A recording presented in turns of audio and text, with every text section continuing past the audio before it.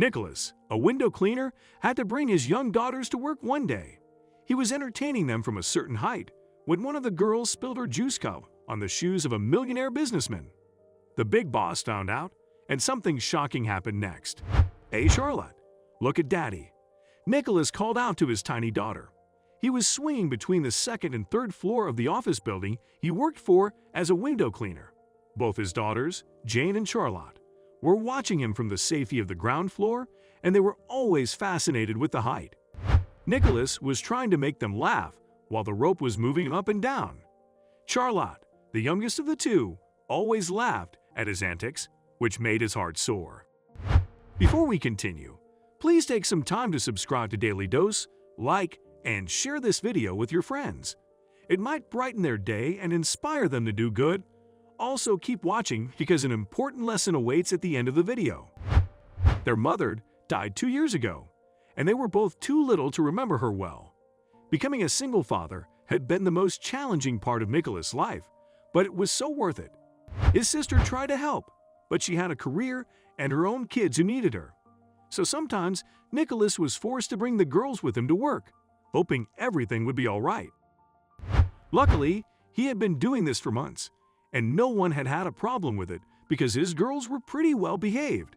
This time, however, he should have paid more attention to them. The tiny giggles erupted from Charlotte's mouth, and she started clapping while holding a juice cup in her hands. "Careful with your juice, honey," he warned her gently. He didn't want her to cry if it spilled, but something even worse happened.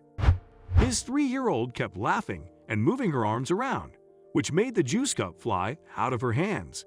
This wouldn't be a problem, except it fell on the expensive-looking shoes of a businessman who had been busy on his cell phone and was about to enter the building.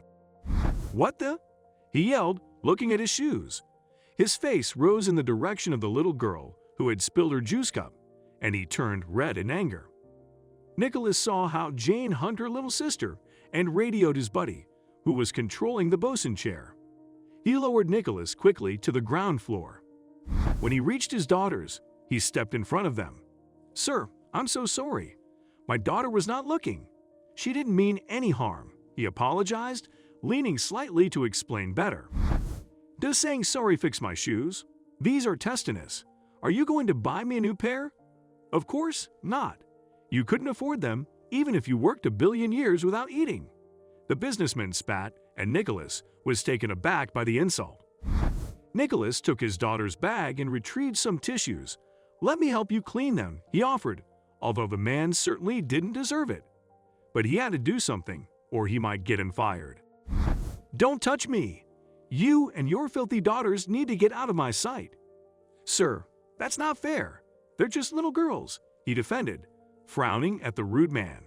No matter how much money he had, he needn't be this harsh. "You work here." The businessman spat again, and when Nicholas nodded, he smiled evilly. "You won't be working here for long. I have a meeting with Mr. Albrecht, and I'll be sure to tell him about this situation." Nicholas' eyes widened in shock. Mr. Albrecht wasn't only the owner of the company, but the entire building and several more around that area in New York. Suddenly, Nicholas's direct boss, Mr. Rogers, came out at a run. "Mr. Anderson, are you all right? What's going on?" "I'm going to tell Mr. Albrecht that your workers are careless, useless, and completely rude," the businessman said to the other man, and entered the building, stomping angrily. Mr. Rogers looked back and forth between them, and Nicholas could only shrug, but his eyes showed all the remorse in the world. His boss followed the businessman, and after several minutes, he returned. "Nicholas, you have to go to the big boss's office." "What?" "Mr. Albrecht wants to see me. If I'm getting fired, they can just tell you," he said, starting to sweat. "He wants to see you and your daughters up there.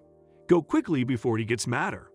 Apparently, that man was going to sign an important deal today with the big boss. He's another millionaire, and he explicitly told the big boss that you have to be fired beforehand. Mr. Rogers said, his eyes sad and defeated. "I'm sorry, man. There's nothing I can do for you. I know neither you or your daughters meant any harm. But some of these people are just not that nice." Nicholas nodded and gestured for his girls to follow him. "Don't worry, sir. I understand. I'll just try to plead my case." During the elevator ride, Jane spoke up, "Dad, are we in trouble?" Both daughters stared at him with wide eyes, and Nicholas couldn't tell them the truth. "No, girls. We're going to meet the big boss and explain everything. It will be all right," he assured them with a fake smile. Finally, he reached Mr. Albrecht's office, and the businessman, Mr. Anderson, was standing there with his arms crossed and an arrogant smile. The big boss was sitting on his desk. He suddenly put his reading glasses on and picked up a paper from his desk. "Nicholas Harper." "Yes, sir, that's me," he said, adjusting his shirt slightly to look better in front of them. "Tell me what happened," Mr. Albrecht demanded, taking off his glasses and staring at him sternly. Nicholas did his best to explain the situation, how he was swinging while working to entertain the girls, and how Charlotte spilled her juice accidentally. "And why are your daughters here? Where is their mother? This is a workplace," Mr. Albrecht inquired, and the window cleaner hung his head, having to explain his home situation. When he finished, the big boss stared at him blankly and looked outside at the view of New York from his high-rise window. Nicholas waited for the dreaded words, "You're fired." He was sweating through his uniform and thinking about the $156 in his account that would have to get him through the month, and that's if he found a new job. The office was too quiet, and Nicholas could still feel the arrogance of the businessman who probably had enough money to replace those shoes easily. Still, he was going to deprive his daughters of basic needs because of a simple mistake. Finally, Mr. Albrecht sighed heavily and stood from his desk. The suspense was killing Nicholas, and he was about to just quit when he suddenly felt the older man's hand patting his shoulder. "It's fine, boy. You're not getting fired. You're working hard to raise your family, and that's a quality I admire dearly," the big boss stated, making Nicholas' eyes widen in shock. Then he saw Mr. Albrecht approaching Mr. Anderson, whose hands had fallen to his sides in surprise too. "Mr. Anderson, you think a pair of shoes is more important than a man trying to earn a living for his family?" the big boss asked rhetorically. But the businessman stuttered. "But what? You walked into this office with a huge attitude, demanding I fire a solid, loyal employee over something so stupid, and you thought I would listen. I came from nothing. I built this empire with sweat, tears, and blood. I did it all for my family. And you do it for what? Bragging rights over overpriced clothes. Our deal is off. My company will never work with people like you. Please, see yourself out," Mr. Albrecht uttered, shocking Nicholas. Then Mr. Albrecht turned to Nicholas. "Hey, if you ever need to, your daughters can stay up here, so you can work safely without worries. I have granddaughters, so I keep coloring books here, and they can watch TV or sleep here too," the big boss assured him. "Now, you can go back to work."